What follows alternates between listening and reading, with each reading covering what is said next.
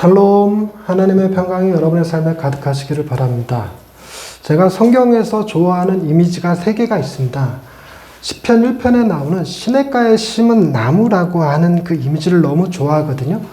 그 이미지에서 보면 시냇가에 심겨져 있기 때문에 뿌리가 항상 시냇가에 마르지 않는 그 물을 늘 공급받을 수가 있었습니다. 그러면 자연스럽게 잎이 우거지고 열매가 맺혀져서 보기에도 아름답고 더 나아가서 자연의 생태계에 다른 새들에게 도움을 줄 수 있는 나무가 되죠. 우리는 참으로 많은 사람들이 우리 안에 가지고 있는 욕망이 뭐냐면 나도 세상에 영향력 있는 사람이 되고 싶다. 즉 세상을 악하게 만들고 괴롭히고 그런 게 아니라 사람들을 도울 수 있고 그들을 돌볼 수 있고 그들의 삶을 윤택하게 만들 수 있는 그리고 지혜를 줄 수 있는 그런 사람이 되고 싶다는 욕망이 있죠. 저 안에도 있었습니다. 근데 그런 욕망을 도대체 어떻게 이룰 것이냐. 많이 공부하면 되고 열심히 돈 벌면 되고 그리고 베풀면 되지. 그걸로 되는 것이 아닙니다. 사람들이 그걸 하겠다고 하면서 결국은 정치적으로 빠지고 자기 욕심에 빠지고 원망하고 이렇게 되거든요. 근데 그 시냇가에 심은 나무라고 하는 이미지를 보면요. 그 방법이 뭐일 수도 있겠다고 생각하냐면 마르지 않는 샘에서 내가 공급을 얻으면 되겠다. 그래서 나는 내게 필요한 모든 공급은 그 시내에서 받아들이고 내게서 나오는 모든 것은 사람들에게 주는 거죠. 이게 굉장히 좋다고 느꼈던 건 무엇이냐면 우리는 뭘 항상 하든지 다른 사람으로부터 그 대가를 받기를 원합니다.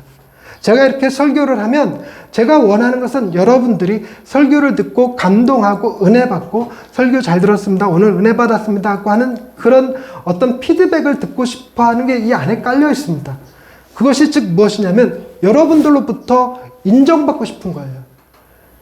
내가 진짜로 시냇가에 심은 나무처럼 되기 위해서는 나의 인정은 하나님으로부터 받고 세상에서는 인정받기를 추구하지 않을 때 진짜로 선한 영향력을 줄 수 있어요. 왜 그러냐면 제가 인정을 받고 싶어서 설교했는데 여러분들이 인정을 하는 것이 아니라 무시를 하거나 외면을 해버리면 저는 설교하는 일을 더 이상 계속할 수 없게 되고 하더라도 원망과 불평 속에서 하게 됩니다. 늘은 자락에서 부족함이 느껴지는 거죠. 그러니 시냇가에 심은 나무가 철을 따라 열매를 맺고 잎사귀가 마르지 않고 많은 사람들이 그걸 보면서 형통하다라고 표현할 수 있는 것, 그것은 세상으로부터 얻으려 하는 것이 아니라 하나님으로부터 받은 것을 세상에 주려 할 때 가능하다라는 사실을 깨달은 거죠. 그것이 시냇가에 심은 나무라고 하는 이미지였습니다. 그리고 또 다른 이미지는 뭘 좋아했냐면 포도나무와 그 가지라고 하는 이미지를 참 좋아합니다. 예수님은 나의 포도나무, 우리는 그 나무에 접붙임된 그 나무에서 자라고 있는 가지라는 거죠.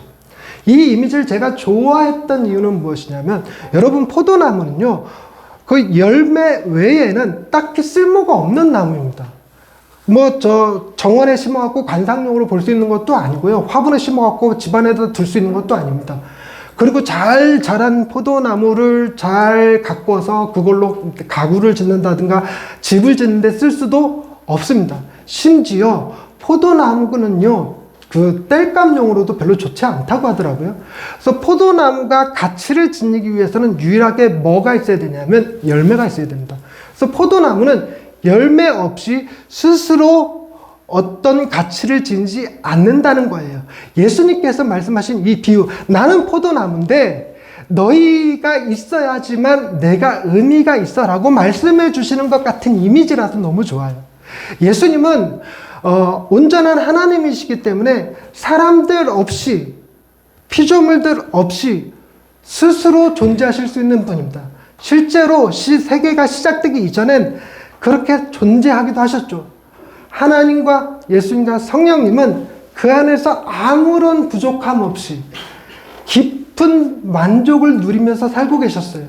다른 여타의 종교에서들처럼 뭔가 부족함이 있어서 사람들을 만들어 놓고 그 사람들로 하여금 종처럼 부려먹기 위해서 인간을 만들었던 게 아닙니다.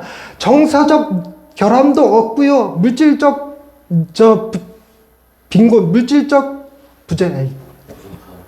부족함, 감사합니다. 물질적 부족함도 전혀 없으신 분이죠. 필요한 모든 것은 그 안에서 다 이루어내실 수 있는 분입니다. 그런 분이 우리를 만들었다면 그 이유는 오직 하나 사랑하기 위해서 만들었다는 거죠. 더 신학적으로 엄밀히 얘기하면 삼위일체 하나님, 성부 하나님, 성자 예수님, 성령 하나님께서 그 안에서 넘쳐나게 누리고 있던 사랑과 기쁨과 만족을 흘려보낼 대상으로서 하나님 당신의 형상을 닮은 인간을 만들었다는 겁니다. 그런데 여러분 아무리 생각해도요, 하나님 없는 우리는 아무 존재도 아니지만 우리 없는 하나님은 그 자체로 완전하시고 온전하신 하나님이시거든요. 그런데 그걸 거부하신 표현이 나는 포도나무다, 너희는 가지다 라고 말씀하신 것이거든요. 그래서 제가 그 비를 좋아해요. 제가 부족하고 연약하지만 그럼에도 불구하고 주님은 나 너 없이 안 돼, 나 너랑 같이 있어야 돼, 네가 열매를 맺어야지만 나는 포도나무로서 그 가치가 있어 라고 얘기해 주시는 것 같아서 좋아요. 그런데 더 좋은 점은, 그러니 내가 열심히 포도 열매를 맺어야 되겠구나, 내가 열심히 살아서 주님께 드릴 만한 어떤 공로를 세워야 되겠구나, 내가 그 노벨상이라도 하나 딱 받았고 이 모든 영광 하나님께 올려드립니다 라고 하는 그런 일이 있어야 되겠구나 생각하기가 쉬운데 아니라는 겁니다. 그 이미지에서는요, 가지가 하는 일은 아무것도 없습니다. 포도나무에 딱 붙어있기만 하면 밑에서 영양분이 올라와서 포도나무 가지에 자연스럽게 열매가 맺혀집니다. 햇빛도 공기도 필요한 영양분도, 심지어 벌레를 잡아주거나 가지치기를 하거나 하는 모든 것도 농부가 하지 가지가 할 수 있는 일은 아무것도 없어요. 가지가 할 수 있는 일은 오로지 하나, 포도나무에 붙어있기만 하면 됩니다. 제가 시냇가에 심은 나무와 비슷한 느낌을 그 포도나무 비유해서 느끼는데, 예수님한테 붙어있기만 하면 모든 공급이 우리에게 주어지고, 그리고 우리에게서 아름다운 열매가 맺혀지고, 또한 더불어서 내가 얼마나 존귀한 자인지를 깨닫게 해주시는 이미지가 바로 포도나무와 그 가지라는 거예요. 여러분, 세상 사람들은 우리를 보면서 실패자, 낙오자, 루저라는 표현들을 쓸지도 몰라요. 어떤 면에서는 진짜로 그래요. 우리들의 삶이 강남에 살지 못해서 향남에 사는, 심지어 분당도 아닌 향남에 사는 사람들이 있지라도, 표정들이 그렇게 진지하지? 진짜로 그런 느낌으로 사시나? 그럴지라도 우리의 자존감을 건드릴 수 없고 무너뜨릴 수 없게 만드는 이미지, 포도나무와 그 가지 이미지입니다. 그래서 내가 아플 때에도, 실패했을 때도, 좌절하거나 절망했을 때도 결코 흔들리지 않을 수 있는 정체성은 누가 주시느냐? 주님이 우리에게 주신다는 겁니다. 너는 보배롭고 존귀한 자다. 너는 하나님의 나라요, 거룩한 백성이요, 왕같은 제사장이요, 너는 내 것이다 라고 말씀하여 주신다는 겁니다. 그게 너무 좋아요. 하나님의 형상이요, 예수 그리스도의 피로 값주고 산 존재요, 성령이 내주하시는 성전으로서의 그 정체성, 세상 어디서도 부여받지 못할 가장 존귀한 정체성을 우리가 부여받아요. 세상의 정체성은요, 쉽게 무너지거든요. 전교 1등도 쉽게 무너집니다. 전교 1등도 2등 하는 순간 옥상에 올라가잖아요. 근데 그런 애들은 이해가 되는데, 한 중간쯤 있는 애가 시험 망쳤다고 6개 올라가고 운동화 딱 벗어서 사진 딱 찍어갖고 인스타그램에 띡 올려놓고, 그리고 싸돌아다니니까 다 걸려갖고 애들이 증거 다 찍어갖고 아직도 안 죽었네 그러게 들어.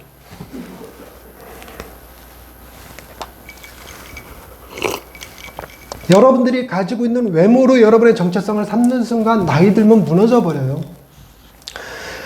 여러분이 가지고 있는 지식으로, 지혜로 여러분의 정체성을 삼는 순간, 새로운 사조가 등장하는 순간 우리는 무너집니다. 돈도 마찬가지고 명예도 마찬가지예요. 그러나 어떤 상황에서도 버림받지 않고 깨지지 않는 확고한 정체성, 포도나무와 그 가지라는 겁니다. 제가 설교를 시작하면서 성경에서 제가 좋아하는 이미지가 3개 있다고 말씀드렸습니다. 기억하시나요? 지금까지 제가 몇 개 얘기했죠? 하나 얘기했다고? 시냇가에 심은 나무, 포도나무와 그 가지. 나머지 하나는 뭘까요? 뭐라고? 목자와 양. 오늘 읽은 본문 말씀. 그래도 김집사님 열심히 듣고는 계셔주셔서 감사합니다. 뭐 하는 거니? 이따 끝나고 봐. 첫 번째 뭐라고요? 두 번째는? 포도나무와 같이. 세 번째는 목자와 양. 이 목자와 양을 제가 좋아하는 이미지로 좋아합니다. 매우 좋아합니다. 왜냐하면 다른 짐승들에 비해서 양은요 굉장히 유익하면서 무능합니다. 여러분, 그런 이미지를 갖기가 쉽지 않아요. 굉장히 유익해. 털도 그렇고 고기도 그렇고 젖도 그렇고 이 양이 그 목자에게, 이 사람들에게 줄 수 있는 것들은 참 많습니다. 근데 목자 없이는 살 수가 없어요. 양은 그렇습니다. 목자 없이는 살 수 없어요. 그래서 반드시 목자의 돌봄을 필요로 합니다. 되게 무능합니다. 얘네들은 게다가 굉장히 생각하는 게 이기적이어서 날이 더우면요 지들끼리 붙어요. 나만 더울 수 없다. 다 같이 죽자. 날이 추우면요 희한하게 떨어져요. 다 같이 죽자. 이런 애들이 양입니다. 그런데다가 시야가 30cm밖에 안 돼갖고요. 얘네들은요 30cm 안에 뭔가가 움직이면 그거 따라갑니다. 그래서 목자가 앞에서 잘 이끌고 가면 그 리더 양이 있어요. 그래도 꽤 제법 똘똘한 양. 걔가 이제 목자의 음성을 듣고 따라가면 걔 주변에 있던 양들이 뭐가 움직인다고 따라갑니다. 따라가다가 요 사이에 30cm 안에 나비가 이렇게 지나가는 순간 나비 따라가요. 그래서 목자에게는 뭐가 있냐면 셰퍼드, 양 지키는 개가 있죠. 그 개가 막 쫓아가서 양의 30cm 시야 안으로 들어가서 양을 데리고 옵니다. 그러니까 양은요 무식하고 미련하고 이렇게 무능하고 이런 존재죠. 이런 이미지를 내가 왜 좋아할까? 이것도 마찬가지입니다. 제게 뭐죠? 털을 줄 수 있는 능력이 있잖아요. 양은. 근데도 그거요. 일정 기간 목자가 털을 깎아주지 않으면요. 털에 파묻혀서 죽는데요. 양은 털이 이렇게 하고 지를 덮어갖고 그 무게 못 견디고 그 눌려갖고 밑에서 굶어 죽는다 그래요. 그래서 주기적으로 털을 깎아줘야 돼요. 그리고 젖이라도 이건 어떻게 처리하는지 제가 잘 모르는데 목자가 안 짜주면 어떻게 되는지는 잘 모르겠어요. 그것까지는 조사해 볼 생각을 못했네. 어쨌든 제가 원하는 생각은 뭐냐면 목자 없이는 그 가치가 인정되지 않는 존재. 저는 이 이미지가 목자 없이는 살 수 없는 존재. 그 이미지가 좋아요. 그래서 예수님도 우리 없이는 자기의 존재 가치를 존재가 가치 없다라고 표현할 만큼 포도나무와 그 가지로 우리를 표현하셨다면 우리 역시 주님이 너무너무 필요하고 반드시 계셔야 되고 주님을 따라야만 된다라고 하는 사실을 보여주는 것이 이 목자와 양의 이미지거든요. 그래서 이 이미지를 참 좋아합니다.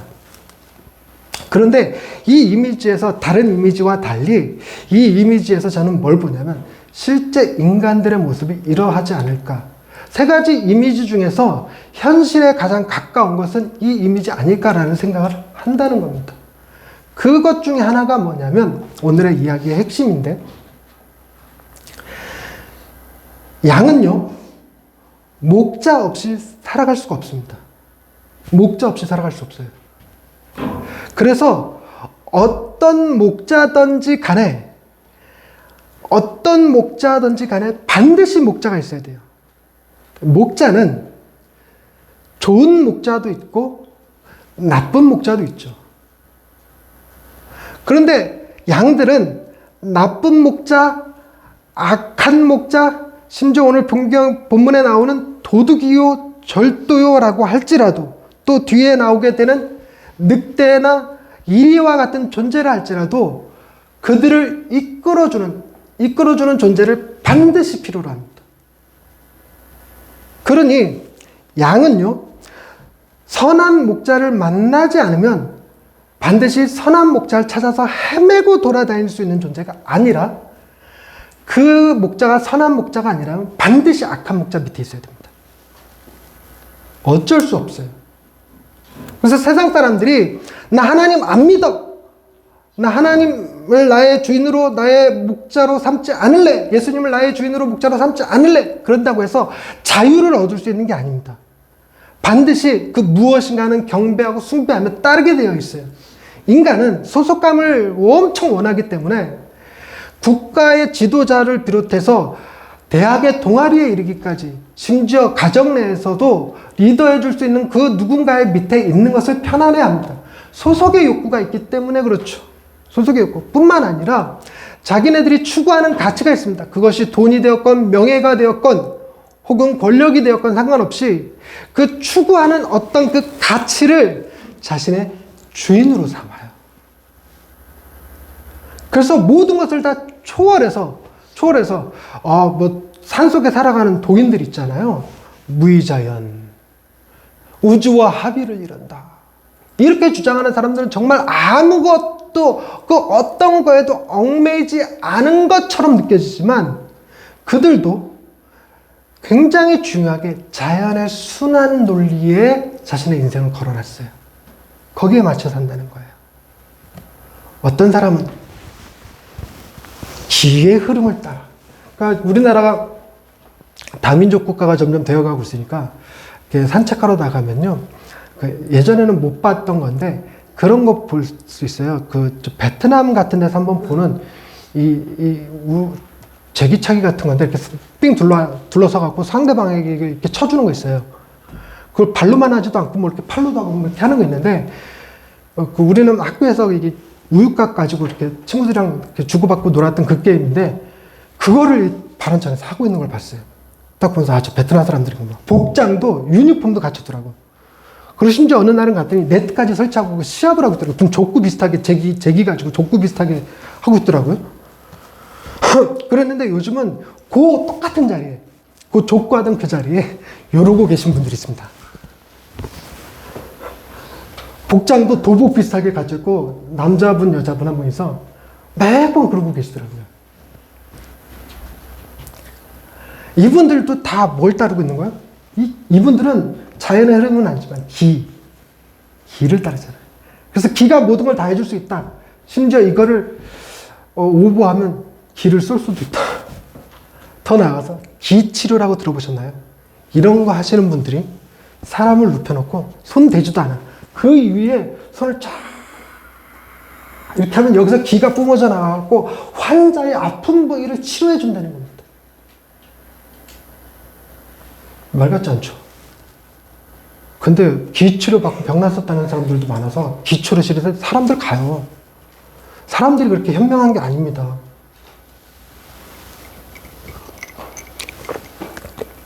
제가 말씀드렸듯이 우리가 선한 목자가 아니면 반드시 악한 목자라도 따르게 돼 있었잖아요. 그런 일이 가능할까? 여러분 최근에 굉장히 핫했던 넷플릭스 그 다큐멘터리 나는 신이다. 거기에 JMS가 정명석이가 등장하잖아요. 그거 보신 분들은 보면서 답답함을 느꼈을 거예요. 저도 너무 답답해. 아니 정명석이가 잘생기기라도 했다면 대학에서 뭔가 통했을 수 있다고 생각해. 키도 좀 크고 잘생겼다면. 근데 못생겼거든요. 그래서 JMS 자기가 뭐라고 그러냐면 지저스 모닝 스타 이렇게 얘기하거든요. 자기를 지저스 모닝 스타. 근데 정명석이를 싫어하는 사람들은 J한 못생긴 S다 이렇게 얘기합니다. 단상에서 하는 말은 아니구나 이게. 되게 못생겼어요. 그런데다가 목소리가 좋기를 하나? 안 그래. 목소리도 형편없습니다. 목소리가 무슨 뭐랄까 약간 이 명예훼손인가? 기생 오라버니 같은 목소리예요. 설교를 잘하거나 강의를 잘하거나 그러냐? 아니면 무턱대고 우겨요 그냥. 무턱대고 디유풀이 한답시고 다 우기면서 자기가 뭐 선악과가 뭔지 아느니 이거는 뭐 여자의 뭐니 뭐 이래가면서 막 여성을 무시하는 발언도 숱하게 하고 인권을 유린하는 짓도 숱하게 하고 그러는데도 좋다고 쫓아가갖고 거기서 심지어 고소고발 당해서 감옥에 가 있는데도 불구하고 옥바라지 하는 여성들 봐요.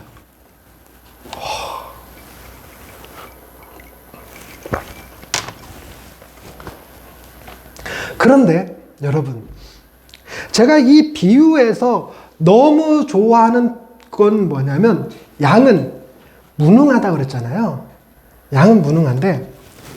양에겐 뭐도 없냐면 내가 문선명을 따를지 정명석을 따를지 예수님을 따를지 선택할 수 있는 권한도 없다는 겁니다.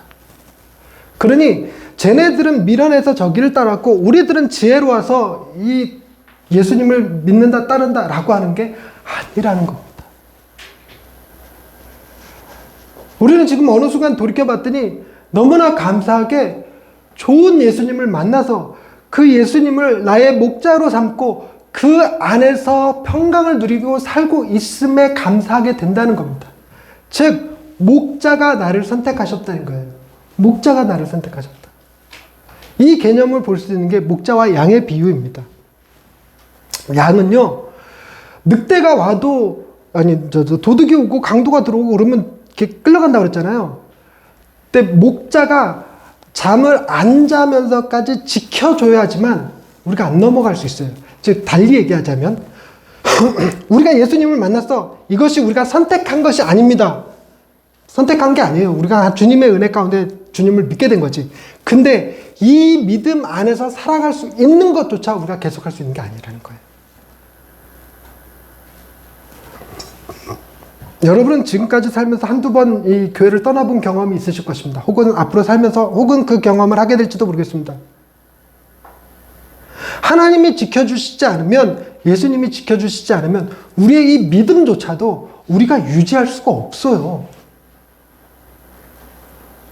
유지할 수가 없어요. 그래서 너무 감사한 것은 우리는 우리 눈 안에 쏙 들어온 나비 한 마리 쫓아서 무리를 이탈해갖고 저 낭떠러지에 간신히 매달려서 양 뭐라고 어떻게 울어? 그러면 염소 같냐?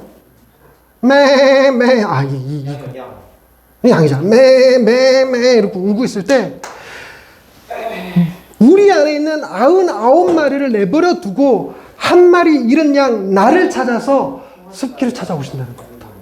숲길을 찾아오셔요. 그리고 나서 우리를 건져주시고 뭐라고 얘기하냐면 집 나간 양, 도망간 양 내가 잡아왔다 이러는 게 아니라 내가 잃어버린 양 찾아왔다고 표현해요. 즉 우리가 딴 데 한눈 팔려서 엉뚱한 데 가 있었지만 주님은 그것을 우리의 탓으로 돌리지 않고 본인 탓으로 말씀하여 주신다는 겁니다. 너무 선한 목자 아니에요? 우리로 하여금 그 유혹과 시련 가운데서 지켜주실 뿐만 아니라 혹 거기에 유혹돼서 넘어갔을지라도 우리를 찾아오셔서 우리를 회복시키시면서 그 죄값을 우리에게 묻지 않으시고 그 죄를 대신 담당하시는 목자.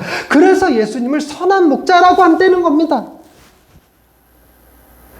그래서 복습하는 관점에서 한 가지 결론만 더 얘기하고 마칠 건데, 첫째, 우리는 반드시 목자가 필요합니다. 둘째, 우리는 목자를 선택할 수가 없습니다. 셋째, 우리는 목자 없이 좋은 목자를 유지할 수가 없습니다. 이것도 다 목자예요. 첫째가 뭐라고요? 목자 없이 살 수 없어요. 목자 없이 나는 자유인이야? 절대 그런 거 존재하지 않습니다. 두 번째, 선택할 수가 없어요. 우리가 지혜로워서 목사를 예수님을 선택하고 문선명을 버린 게 아닙니다. 하나님의 은혜죠. 세 번째, 항상 두 개가 정확하겠구나. 제가 요즘 팀켈러 관련 책 읽으면서 그런 얘기 하더라고요. 성도들의 수준에 맞게 설교해야 된다. 두 가지만 얘기했어야 되는데. 세 번째는 유지할 수 없다는 거예요. 우리가 여기에 들어왔어도 우리의 힘으로 노력으로 이 신앙을 유지하는 게 아닙니다. 유지할 수 없다는 겁니다. 그리고 마지막 네 번째가 뭐냐면 말씀을 보겠습니다. 7절 말씀. 그러므로 예수께서 다시 이르노니 내가 진실로 너희에게, 진실로가 두 번이나, 내가 진실로 너희에게 말하노니 나는 양의 문이다.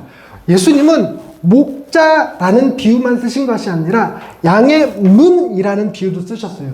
이 문이 강도와 절도로부터 지켜주는 역할도 하지만 제가 감동받는 것은 9절 10절입니다. 내가 문이니 누구든지 나로 말미암아 들어가면 구원을 받고 또는 들어가며 나오며 꼴을 얻으리라.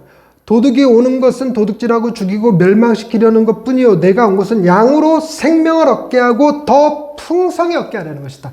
여러분, 이 말을 그냥 우리가 아무렇지도 않겠으니까 그렇게 표현하나 보다 그랬지만 생명을 준다 라는 표현도 쉬운 표현은 아니에요. 생명을 준다 하는 표현도. 근데 이거를 더 풍성히 준다, 이걸 어떻게 해요? 마치 우리가 게임에 익숙해진 것 마냥 보통 우리 게임할 때 생명 몇 개 가지고 시작합니까? 3개 갖고 시작하죠. 그러다가 애니팡이 나오면서 생명이 몇 개로 늘었어요? 5개로 늘었습니다. 그러더니 그것이 점점 어떻게 가냐면 친구가 도와주면 그렇게 쌓아줘요, 생명을. 그러면 생명이 착착착착 늘어나서 10개까지 저장이 돼. 뭐 이렇게 생각하니까 아, 생명이 풍성해졌네. 이럴 수 있는데요. 여러분, 그렇다 할지라도 거기서 말하는 게임 내에서 말하는 풍성과 여기서 말하는 풍성에는 아주 다른 점이 존재합니다. 그게 뭐냐면 그 생명을 몇 개를 받았던 생명이 뭐 9개쯤 있다고 하는 괴물도 결국은 뭐 할 거야? 죽을 거예요. 유한한 생명이라는 겁니다. 유한한 생명. 정민 씨에게, 김 집사님에게 오늘 반응이 너무 좋아서 김 집사님에게 100년을 사는데 그 생명을 10개를 줘요. 그럼 몇 년 사십니까? 그걸 머릿속으로 막 계산하고 있는 거죠.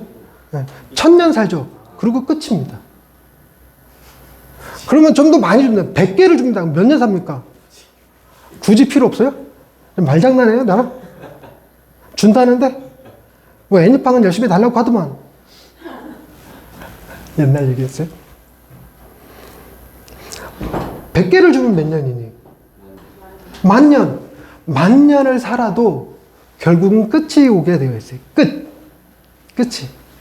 그것을 아무리 늘려봐야 10,000개가, 100개가 아니라 1000개, 10,000개로 늘려봐야 반드시 뭐가 오게 돼 있어요? 끝이 오게 돼 있어요. 근데 여기서 표현하는 이 풍성함은요, 끝이 없는 풍성함입니다. 영원한 풍성함입니다. 결핍을 느끼지 않는 풍성함입니다. 메마르지 않는 풍성함, 목마르지 않는 풍성함, 배고픔을 경험할 수 없는 풍성함, 너무나도 만족스러운 풍성함이에요. 결핍이 존재하지 않는 풍성함. 자, 설교를 잘 들었길 바라며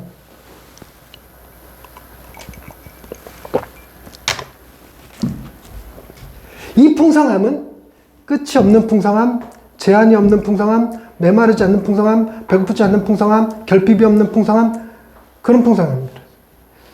이런 존재가 설교 서두에 나왔어요. 어떤 존재가 이런 존재였죠? 첫 번째, 두 번째, 세 번째 말하라고 그래도 헷갈릴 판인데 처음에 얘기한 걸 얘기하라고 이러고 있는 거죠.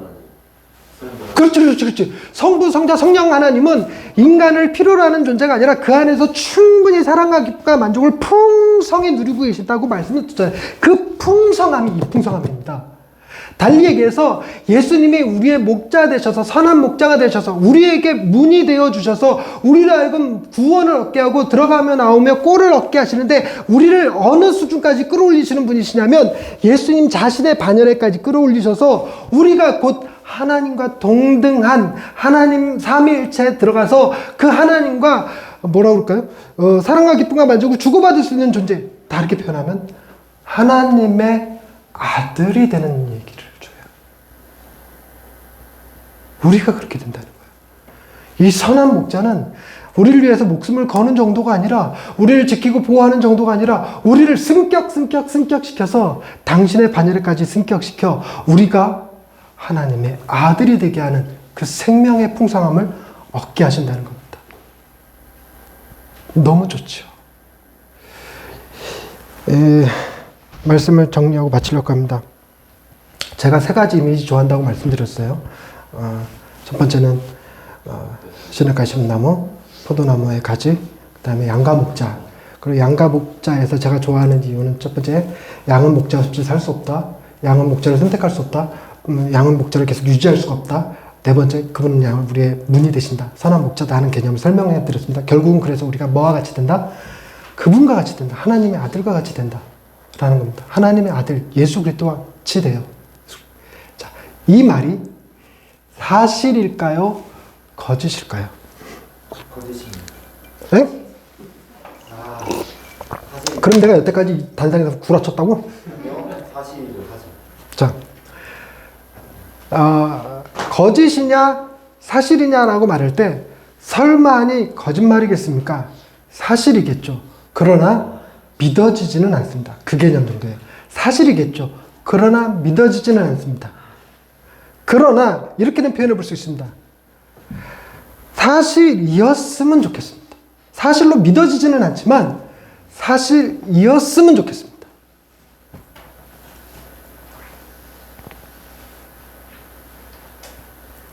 여러분, 이게 희망이고 소망이고 꿈이고 비전입니다. 믿어지지는 않지만 주님이 우리에게 주신 메시지는 그게 진짜였으면 좋겠다라고 하는 생각이에요. 그래서 정말 주님 안에서 우리도 그 풍성함을 누리고 하나님과 같이 만족할 수 있는 자가 될 수 있다면 얼마나 좋을까 하고 주님의 품에 거하는데 반드시 그날이 옵니다. 약속하신 그날이 옵니다. 이 땅에서 우리가 그 만족을 경험하지 못하면 하나님 나라에서 경험하고 하나님 나라가 이 땅에 임해서 임하고 임해서 경험하고 우리가 그래서 하나님을 너무 기쁘게 즐겁게 행복하게 예배하고 찬양하고 즐거워하고 신나하는 날들이 반드시 옵니다. 오늘은 그 그림자에 불과하고요. 그 희망을 여러분들의 삶에서 결코 놓치지 마시기 바랍니다. 정체성도 주님 안에서 찾지 못하면 무너지지만 세상이 주는 희망도 주님을 통해서 받지 않으면 다 무너지게 있어요. 복권 사면 부자 될 수 있어. 2차 사면 사람들로부터 인정받을 수 있어. 루이비통 들면 사람들이 너를 무시하지 않을 수 있어.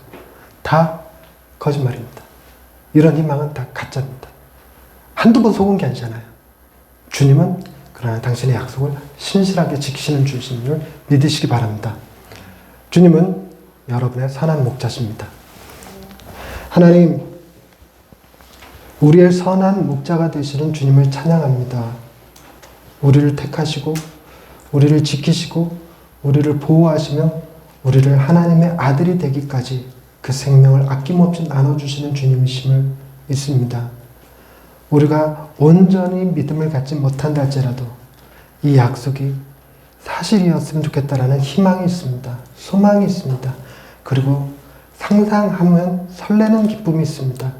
주여, 이것이 점점 우리 마음의 확신으로 다가오게 하시고 이것이 믿어짐으로 세상의 유혹 가운데 흔들리지 않는 예언의 식구들 되게 하여 주옵소서. 오직 우리의 선한 목자 되신 주님만 잘 바라보고 따라갈 수 있는 예언의 식구들 되게 하옵소서. 예수님의 이름으로 기도드립니다. 아멘.